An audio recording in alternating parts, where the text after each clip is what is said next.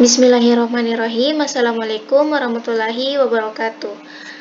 Perkenalkan, nama saya Nurul Huda dengan nomor stambuk 141-2021-0047. Pada kesempatan kali ini, saya akan memaparkan hasil literatur review saya yang berjudul Kualitas Air Parameter Biologi, yaitu bakteri patogen, dan gangguan kesehatan. Pendahuluan, air merupakan sumber daya alam yang diperlukan untuk hajat hidup orang banyak, bahkan oleh semua makhluk hidup. Masalah utama yang dihadapi oleh sumber daya air meliputi kuantitas air yang sudah tidak mampu untuk memenuhi kebutuhan yang terus meningkat, dan kualitas air untuk keperluan domestik yang semakin menurun. Kegiatan industri, domestik, dan kegiatan lain berdampak negatif terhadap sumber daya air, antara lain menyebabkan penurunan kualitas air.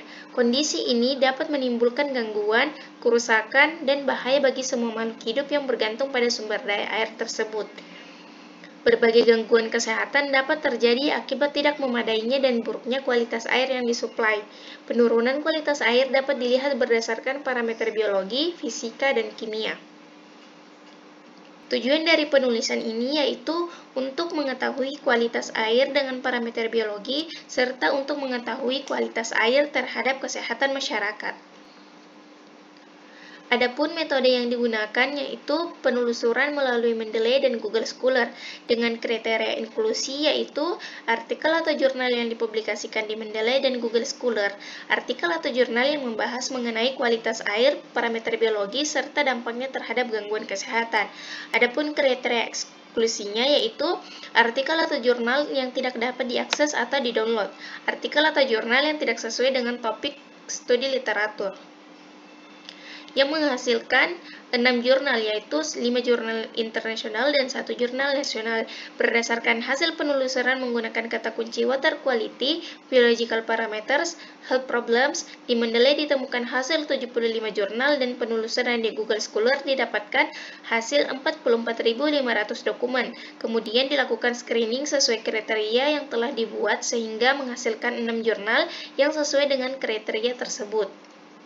Berikut hasil dari literatur reviewnya. Syarat air yang bersih. Beberapa syarat air yang aman untuk dikonsumsi yaitu yang pertama syarat fisik, bening, tidak berwarna, tidak berasa, suhu di bawah suhu udara di luarnya. Kemudian syarat bakteriologis. Apabila dalam 100 cc air terdapat kurang dari 4 buah bakteri E. coli. Kemudian syarat kimia, mengandung zat-zat tertentu dalam jumlah tertentu pula, yaitu fluor, klor, arsen, tembaga, besi, zat organik, dan keasaman. Kualitas air parameter biologi, perubahan aktivitas dan perilaku sosial seperti pendidikan, aktivitas fisik, ekonomi, dan konsumsi masyarakat dapat menyebabkan terjadinya penurunan kualitas air.